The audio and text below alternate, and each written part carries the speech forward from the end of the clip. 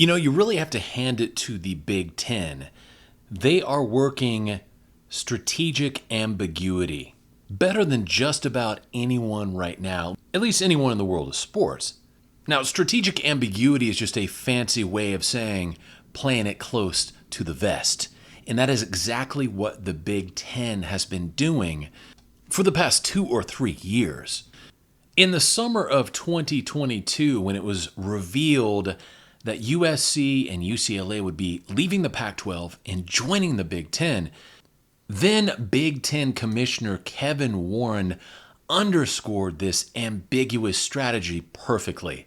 And I've linked this article in the description box below from Outkick.com. Kevin Warren states in this article, quote, "I'm always mindful of what's going on at different conferences and the different markets and what's happening.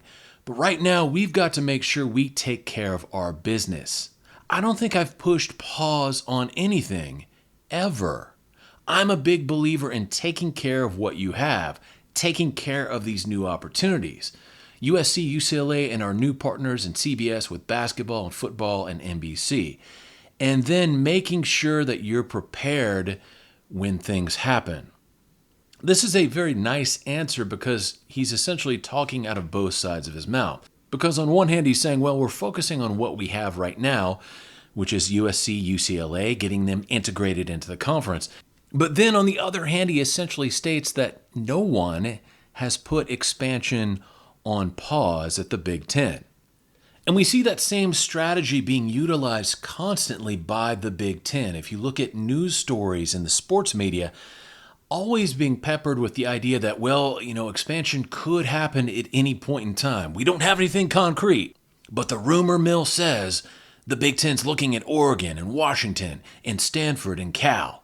Now, those statements, of course, naming specific teams, those are always chalked up to the rumor mill. There's no official Big Ten spokesperson naming a list of teams that they want to get an expansion. But rest assured, the Big Ten is certainly farming this idea out and putting it into the minds of the people via these, quote, inside sources and, quote, people with knowledge of the situation. And this is an excellent strategy the Big Ten is using because what it does is it keeps that Pac-12 conference destabilized.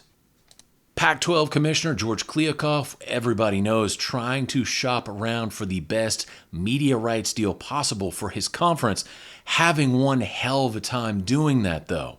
Primarily because there's a lot of trepidation from media partners signing in on some sort of medium-term or long-term deal with a conference that may not exist in 2, 3, 4, 5, 6 years.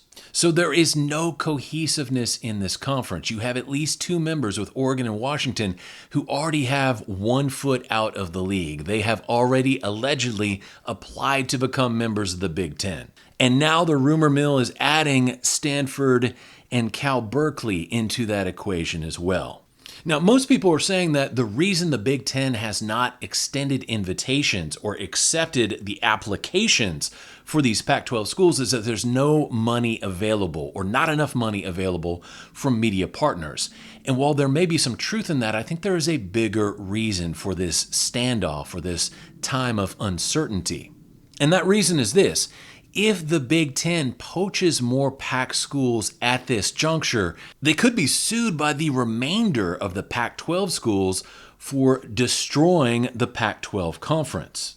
And in our litigious society, a lawsuit is something that you always have to be aware of. And when you're playing high-stakes games like conference realignment, you do not want to be bogged down by lawsuits. And you certainly don't want to provide someone who wants to sue you with possible legal grounds for said suit. So what the Big Ten is doing here is quite smart.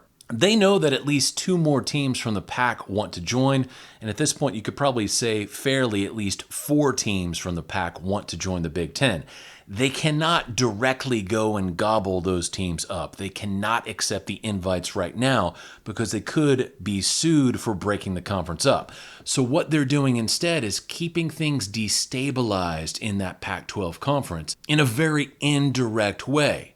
By constantly feeding the media with stories that, well, you know what, we could expand again real quick if we can just find that TV money. My God, we can do it right now. By getting that kind of narrative out into the press, what you do is you make potential media partners of the Pac-12 very nervous and very standoffish. Because at the end of the day, not many people want to partner up with a Pac-12 that is minus Oregon, minus Washington, and perhaps even minus Stanford and Cal.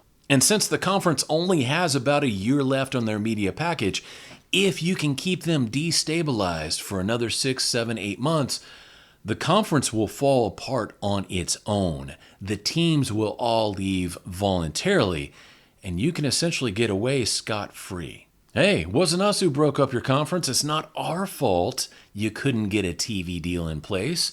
All we're doing is picking up the pieces. So you got to give credit to the Big Ten's strategic ambiguity here. They're playing everything close to the vest. Maybe we will, maybe we won't. But at the same time, they're releasing these stories into the media saying, well, you know what? We're looking at expansion again. It could happen. It's just a matter of finding the right money. And by perpetuating these rumors, what the Big Ten is essentially doing is setting the narrative and making it almost like a self-fulfilling prophecy. Keep the Pac-12 destabilized long enough with this kind of rumors, and those teams will literally just fall into your lap. We'll see what happens. In the meantime, I will enjoy every second of this little soap opera. Hopefully you do too. This is Kevin in Texas saying God bless each and every one of you. I'll talk to you later.